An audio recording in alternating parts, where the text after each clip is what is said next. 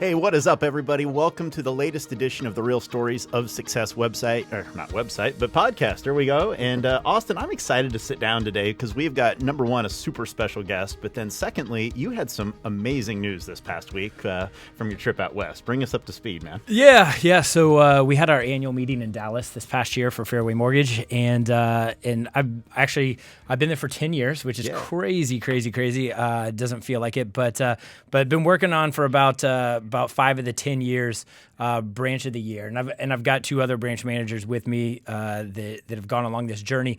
But we won branch of the year out of, I don't even know, 300 plus maybe branches. And so that's a big special moment for us. One of the best things I've heard is when they announced us, so many other people have come up to us and said how excited our crew was. We had about, 15, 20 people there. And so just to see the excitement and we're still riding that high from last week. So. And I saw you had posted that late last week. And I really just, as you and I have become better and better friends over the last 6 months, especially, and gotten to see how you run your business and how you bring people in and how you work with people and nurture people and help them grow.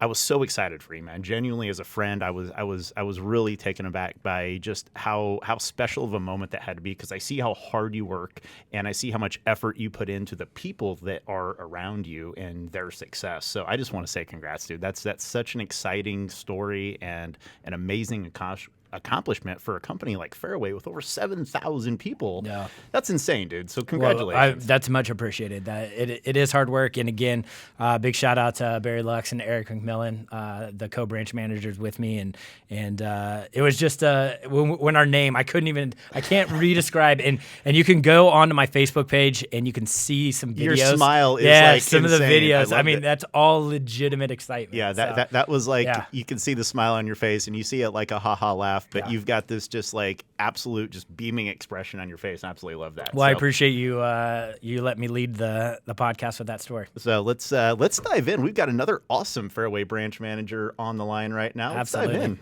Yeah. So, guys, we have Louise Thaxton, or who we call Wheezy. She has been with Fairway for about 20 years. Very special to me. When I first came to Fairway, her numbers are who I was shooting for. She was that, no one's going to hit those numbers out there. And when I met her, she couldn't have been nicer to me, and she couldn't have, awesome. She showed me everything that was in her playbook. And so I really just wanted to bring her onto the podcast so she could show you guys what's kind of in her playbook. So thanks, Wheezy. Thanks for coming on our podcast. Thanks, Austin. And you not only put a target on my back to beat me, boy, you went way above what I did. So congrats on your success. Well, that has a lot to do with your leadership. Branch of the year. My goodness. I mean, everyone just loves your branch. I mean, you are rock stars among our company. So thank you for all you do and all you do to give back, Austin. We appreciate that. Enough about me. This is about you. Let's talk about you. So Wheezy, our audience, they're going to be mostly LOs or realtors out there, and they want to know everyone's story, right? And so with someone that's been in this business for as many years as you have, and with the same company for 20 years, which I think is so amazing. Incredible. Tell us your beginning. How did you get started in the industry, and how did you get to Fairway, and why? Well, someone was saying the other day how many years they had been in the industry. Well, so I guess I'm looking at 38 years in the industry because I was 40 years in the industry, and that's hard to do when you're only 45.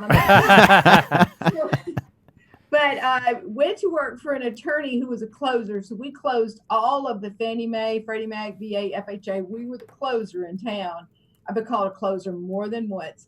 And I did that for 18 years. And also it was a small little town, and we did divorces, we did successions, we did wills, and then we did closings. And I did 4 or 5 closings a day at a time on a Selectric 2 typewriter. You guys probably don't know what that is. And where you roll that HUD one in, made a mistake, you got your little white out. So did that for 18 years, had a brief, I call it a mental breakdown, where I left the law office and opened up a restaurant because I thought that should be easy, right? And it was called Weezer's. My nickname is Wheezy or Weezer, and it was called Weezers. Actually, Weezers from Steel Magnolias. If you've ever watched that movie, That's and awesome. the Weezer on that, I kind of act like her. So anyway, I call that, and then $100,000 in the hole later. I'm like, what the heck was I thinking? And the president of the local bank that I closed all of the loans for them for 18 years told me to come up to his office, and I went up there, and he said, how would you like to run our mortgage department? And I go, I don't know anything about mortgages. And he said, well, you know the other side. I'll teach you. I said that I'm on one side of the desk. He said, I'll teach you the other. And so ran their department for 2.5 years as senior VP of the bank. And then they brought me in and set me down and said, we're shutting down our mortgage department. And that was in September of 2000. And I had no idea what I was going to do. In fact, my husband's a farmer, and I went home that afternoon, and he was out working on a barbed wire fence, as farmers do. And I said, I've got news. And he said, what's the news? And I said, they're shutting down the mortgage department. He said, that's not good news. I go, no, that's not good news. And didn't know what I was going to do. And then just a few weeks later, my MGIC rep put a note, a yellow sticky note on my desk and said, do you have opportunity yet? And I said, no. He said, call this guy. It was Steve Jacobson. I flew to Madison, flew to Madison, and got there, and it was Joe Thiessen, and it was Greg Steinhaus, and everybody had a basketball on their desk. And I said, where do I sign? But now I don't have to have a basketball on my desk, right? I mean, I can come without a basketball. They go, yes. Signed up, went to work, and literally, I would say that's one of the biggest blessings of my life and I'm just going to say a God moment is when I chose Fairway, because it was a little bitty company, only in business for a few years, 150 people. And look at where Fairway is now, 7,200 employees and all these branches. And so I was just blessed to have chosen an amazing company. So let's unbox that a lot, because there's so much history there. And, obviously the first 18 years that you spent, as a closer working in the attorney's office probably had to help you a lot as you made that transition, into the lending world. So tell us about that a little bit. The year 2000 was a very different time from a real estate perspective as to, what it is today. So take us back to that time, and what were some of the early maybe challenges and things that you had to overcome as you really got things rolling and off the ground back at that time? Well, so I spent 2.5 years with the bank, and then when I came to Fairway, one of the advantages, and I don't talk about this a lot, is that I knew everything about the mortgage on the back end, and I knew how to create, do the HUD, disperse. Also, I was the one that checked the title, so I was the one that went to the courthouse, researched the title back 50 years. So I didn't just type the title commitment; I researched the title commitment. The attorney I worked for, he taught me all of that. So how that helped me is if there's title issues, I understand how to fix those title issues. I don't have to, and I'm not saying that arrogantly, but I did it for 18 years, No doubt. And I just say, well, this is not a challenge. If someone says, well, there's got to be a succession, I go, that's not a big deal. If someone says, well, we need a right of way, I go, that's not a big deal. And so, well, there's an error in that former deed, I go, well, that's not a big deal. In Louisiana, we can do a notarial act of correction. I am a notary and have been for almost 40 years also. So, it helped me a lot on the legal side to explain to real estate agents and to my clients of when there's challenges that come up in the title or anything along the way, that this is how we do it. I would say another thing is when you work in a law office and you deal with people who are going through a divorce, they're going through a succession, they're going through restraining orders, they're going through, battles over property lines, you learn emotional intelligence. Wow. Or you should learn emotional intelligence, is that you deal with challenges every day. When people go to a lawyer, other than to buy a house, it's usually not for fun, right? I mean, and so you are dealing with people's heartaches, and you're dealing with people's, things that hurt them a lot. I've always said you don't know someone till you go through a succession with them. And so, family squabbles and all of that. And I was the girl Friday. I was a paralegal, and the attorney I worked for just trusted me I basically handled everything up front and then along the way with people. And so you learn people skills and you learn how to help people through challenges. And, some people say, well, how did you get people to trust you in the mortgage business? I said, look, I know more about them than their credit score. Trust me. These people, and it was a little bitty town. And so I knew that they had been through 2 divorces and were fighting for custody for their children or whatever. So small town, people knew me, and I think it was a trust factor because he was the best attorney in town. He was the one that when you knew you were getting a divorce, it was a rush to see who would get that attorney first. So I had already built trust with people, so it was just a natural move. So, Weezy, I think our audience would be shocked to hear. So, how many offices did you have, and how many employees do you have right now? We have 60 employees. I have 12 offices, and I have offices in Louisiana, San Antonio, Texas, Colorado Springs, and a little bitty office in Arkansas.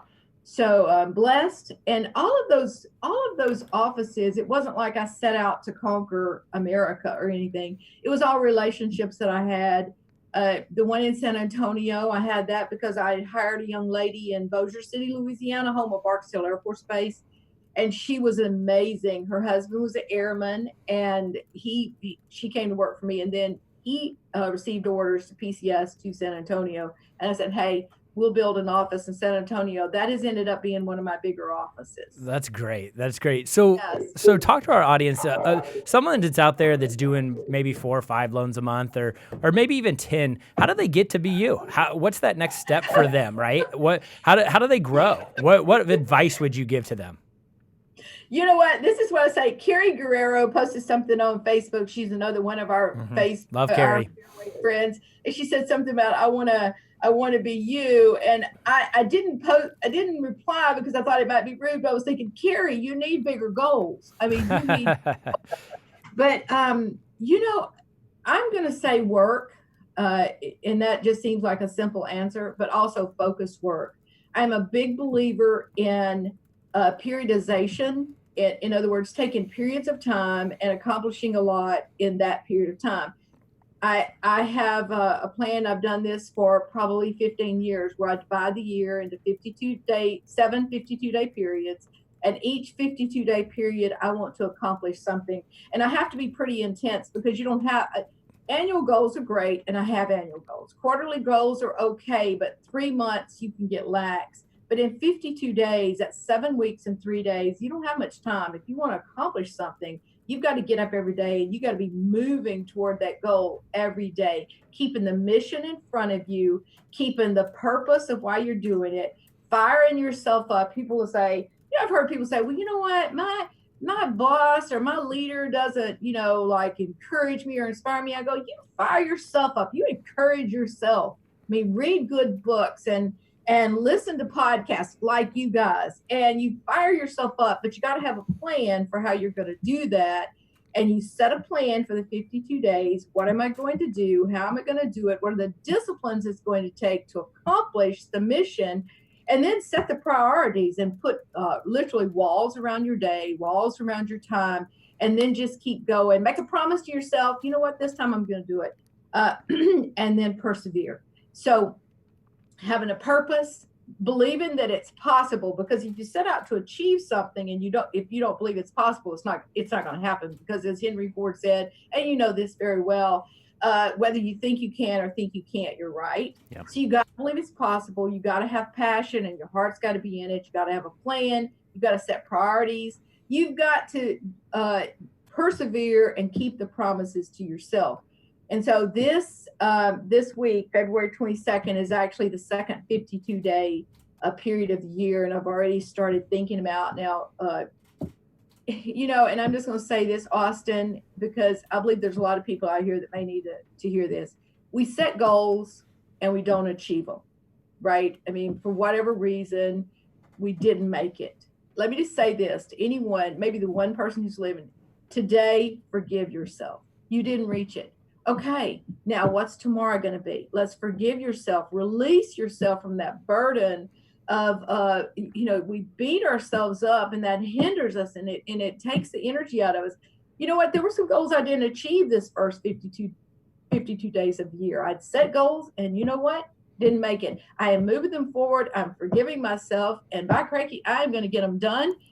By April, I'm starting on February 22nd, and I'm going to have them accomplished by April 14th. So, setting short intervals, short periods of time throughout the year to achieve and I call a long-term goal a year goal, but a 3-year goal or a 5-year goal. I'm sorry, that was a long answer to a short question. I'm fired up. I'm fired up right now. I want to deep dive into that if you don't mind, because I couldn't love more what you just said. I think it is so important, and I want to encourage anybody listening to this, go back and rewind and listen to that one more time, because it's so pivotal. I think you hit the nail on the head when you set your goals. That's awesome and it's important, but I mean, we're all humans and we all get distracted. We all have things that happen. We all have events that come up. So how does somebody start with that? How does somebody stay, all right, so February, I was actually just I'm looking at the calendar as you said that, and it's like, we're coming up on 52 days, I think. So how does somebody start the next 52 days of 2020 now?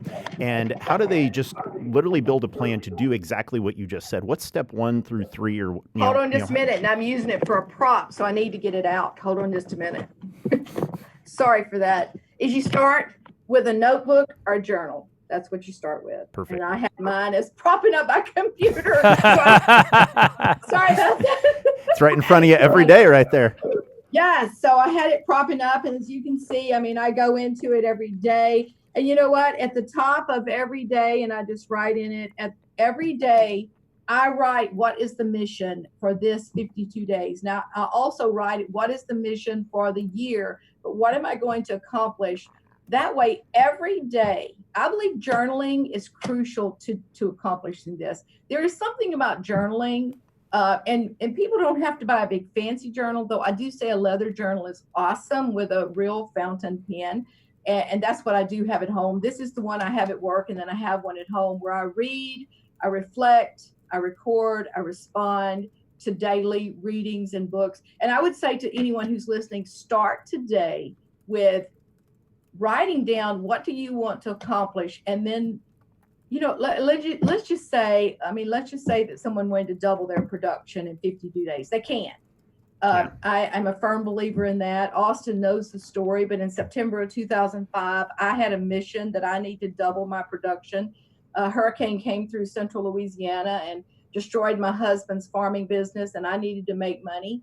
And I literally didn't grab hold of this 52 days at that time, but in October of 2005, I made up my mind, this is what I've got to do. By December, I had doubled my production, and I looked back at my journals, it was 52 days. In the next 52 days, I doubled it again. It was 104 days. I had quadrupled my production. In 2005, I closed 74 units. In 2006, I closed 280 units. And that was just through journaling. And you think, you mean journaling is going to do it? No. But when journaling is you're revealing you to you. And I think that that's too many times it's a self-reflection we don't do. What is hindering me from doubling my business? When you start to read one of my favorite books, let me see if I have it here. Hold on. For those that are just listening, you can also watch us on YouTube and see Wheezy and all of the things she's holding up. The War of Art. Do tell. I've not read that. Well, this is a must read. And, I always start my coaching clients with read this book, because your art, whether it's real estate, your art is helping people buy and sell homes, or your art, the mortgage industry, it is helping people to finance those homes, whether you're a title company or whether you're an appraiser or whether you're just a stay-at-home mom. Our art is our gift to the world. It's our gift that's going to change everything for someone else. But there is a war going on, and there is something called resistance, Stephen Pressfield says, that comes against us. So going back to what would someone do today? And I'd be happy if you send out any paperwork, Austin, to send them the steps. But I think you need to read every morning. I think you need to reflect every morning on what am I going to do today? How am I going to do it? What are the disciplines it's going to take? So let's just say that you're a real estate agent or a mortgage professional. You need to make calls, right? I mean, we need to make calls or we need to set appointments. Is that correct? No doubt. Right. So the thing is, I have something called 7 by 11. And, I say, you don't have all day to get this done. You write it down the night before in your journal. You write it down. You write down the things that you know is going to help you accomplish your purpose. You write it down like last night. This morning, I need to get it done by 11 o'clock. You don't have all day. Everything is limited. You're compressing time. You don't have all day. You've got until 11 o'clock and you get it done. And so there is this sense of urgency. That's like the 52 days. It creates a sense of urgency, whereas an annual goal, there's no sense of urgency until it gets to November. Yep, right. Yeah. Oh my God. But when you do short-term goals like that, and every day you're writing it out, I also write in the evening because I think, you know what? I go through what I had planned to do for the day, and I see that I didn't accomplish something. I move it forward to the next. Forgive myself, understand there's things that happen. I'll just give you an example. I had plans for yesterday. I'd been gone to the annual meeting. Yesterday was Monday, and I had a list of things that I needed to get done by 11 o'clock. A client walked out and there was a servicing issue. You know what I'm talking about, Austin? And there was a servicing issue. I spent an hour helping that client with, get that servicing issue fixed. We needed to fix it. So there are things that happen. Life happens. You have kids that get sick, grandchildren that get sick, things that happen. But just move it forward to the next day. Don't cross it off. Just move it forward and go on because you don't have much time to get this done. Yeah. I absolutely love that. And what I'm hearing you say there, Louise, is that you're literally compressing the 7 most important things that you need to do every day, and you're getting them done by 11 o'clock in the morning. Is that correct? Exactly. Well, that's right. And I can only fathom how much relief that gives you, the fact that you're accomplishing the most important part of your day before, lunchtime even hits. Now you've got the rest of your day free to go, create your magic, produce your work of art, if you will, and get better every day. I couldn't love that more. I've never heard that before, and I absolutely love that. I've been. Go ahead. Sorry.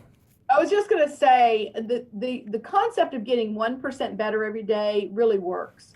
Just do it, taking a small thing and do it. And I'm going to hone my craft, or I'm going to get better at one more thing today and tomorrow. And that writing that 7 things down at night is crucial because it gets it off your mind.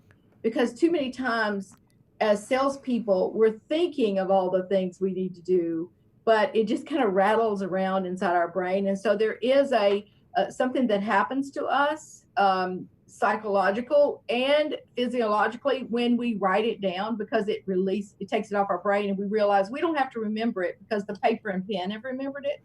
And then during the night, it can even work on problems.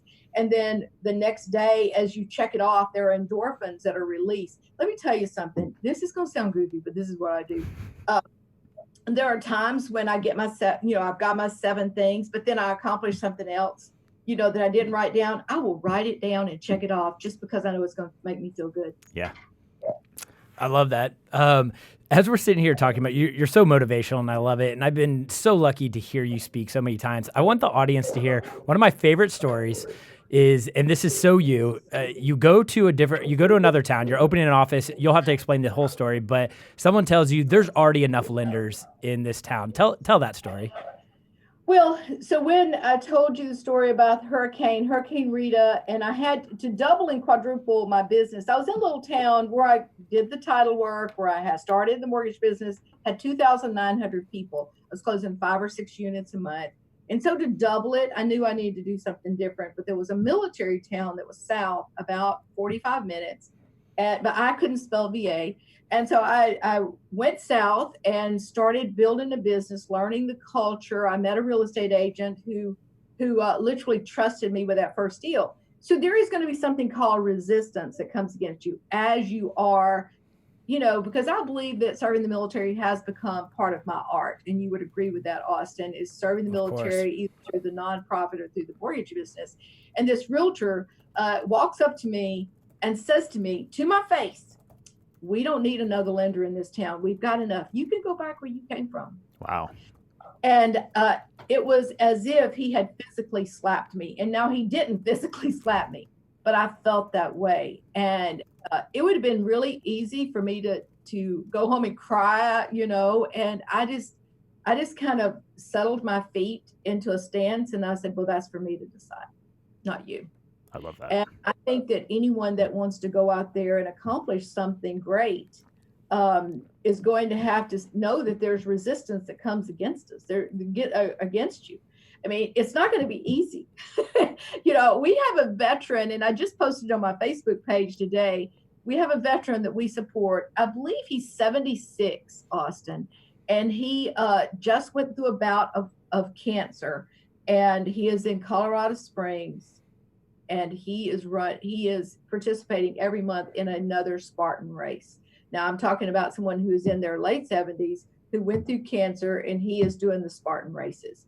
So, don't give me excuses. There has been resistance that came against him, all these things, and yet he just keeps going. Our warriors, and I have grown to love to serve the men and women who serve this country. And that's one of the reasons I had fallen in love with the mortgage business again. I was ready to get out in September 2005 when the hurricane happened. But then when I met this group of individuals who needed someone who would fight for them, the men and women who serve this country, and I believe that the passion that came from that is how it helped me to double and quadruple my business, is that I was passionate to serve them. And it was my act of service. I was too old at that time to join the military, but it was my act of service to the country. I know you would have joined the military too, for sure. But truly, you found, quote unquote, your niche, and you found a way to serve those people at an incredibly high level. And fast forward 15 years from 2005, now that's probably a gigantic part of your business and, what you're known for in the area. Is that fair? It is. And then a few years ago, I'm a big mouth, and Austin knows this. And so whatever is on my heart, I'm going to share it. And I begin to see, as I begin to serve the men and women who serve this country, of the challenges that they face coming home from war, traumatic brain injury, post-traumatic stress, the suicide rate. While we're doing this podcast, guys, there'll be 1 or 2 veterans or active duty military who take their own life. 22 per day is too many to take their life due to suicide. And so I began to share that with the industry. Fairway the leadership of Fairway, Steve Jacobson, said, you know what, build it and we'll fund it. And I created the American Warrior Initiative. Sean Parnell and I are the co-directors and co-founders of the American Warrior Initiative. And it's 100% funded by and underwritten by Fairway. And if someone gives $1 to the American Warrior Initiative, $1 goes to a local veteran. And to me, that has been so satisfying and rewarding that I don't just help people who can get a loan. I help people who cannot get a loan, who might be homeless, if we put them in housing for a year, or we give them a service dog, and that service dog saves lives. Last year we did 52 dogs, and over and over again, we hear that dog saved my life. And so for me, it's been so rewarding to work for a company that not just that I can serve them with excellence on VA loans, and we need that, but that we can serve those who are hurting, and there are tens of thousands who are hurting. And my job is to bridge the military-civilian divide, to bring civilians awareness of what's happening with our military, and to bring awareness to the military that there are civilians who care. That's great. And just to kind of expand on that a little bit, we've done 5, I think, here locally, and we gave 2 dogs away last year. And so Louise travels the country, and she goes to all these different branches and puts on continuing education for realtors. And then there's a big giveaway at the end and surprise to a veteran. And there's not a dry eye in the house. And no matter how many times you see it, it's still so impactful. So very much appreciate you doing that and taking your time out of your busy schedule to do that. And unfortunately, we are running out of time here. There's so many more things I wanted to get to. Maybe we'll have a series 2 with Louise. But Louise, while we wrap up, why don't you tell our audience how they could get a hold of you if they want to email you, website, American Warrior Initiative. What are some contact information for you? Well, I can give my cell phone if anybody wanted to text me, 8-471-6480. My email, lgthaxton@fairwaymc.com. Or you can go to Facebook and just Facebook message me. Do it like that. I'm pretty easy to contact. There's not too many Louise Thaxtons on Facebook, Instagram, or got my personal profile. I've got my business profile, but just send me a message and love to connect. And we've got your LinkedIn profile up there as well. So everyone that's actually watching this on YouTube, we've got that up too. Louise, I cannot tell you how much we appreciate it. I've taken so much away from just sitting down with you for a few minutes here this morning and truly walking away much, much more inspired and, hearing about all of the work that you're doing and your approach to doing that work, and more importantly, the purpose for why you're, serving the people that you are. It's just, it's truly an incredible story, and I couldn't be more thankful that you've taken a few minutes out of your morning here to share that story. So thank you so much. Thank you. Well, I'm honored and humbled that you guys would ask me. Thank you so much for the opportunity to share. Well, cool. Well, that wraps up another edition of the Real Stories of Success podcast with Ryan Herget and Austin Lahr here. And we'll look forward to talking to you all soon. Thank you so much. Bye, guys.